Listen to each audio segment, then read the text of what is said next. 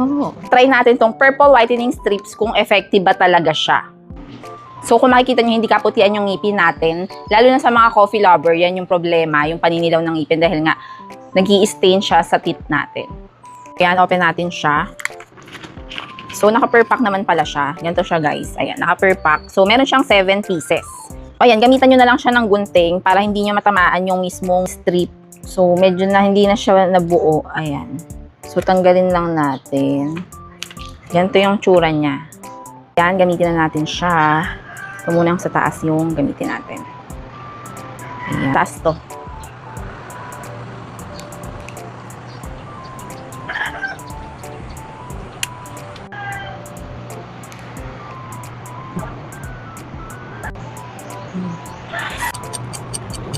Ayan, naayusin na natin siya.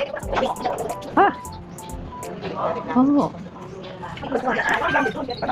So, ito na yung ngipin natin after natin siyang gamitin. So, meron bang pinagkaiba?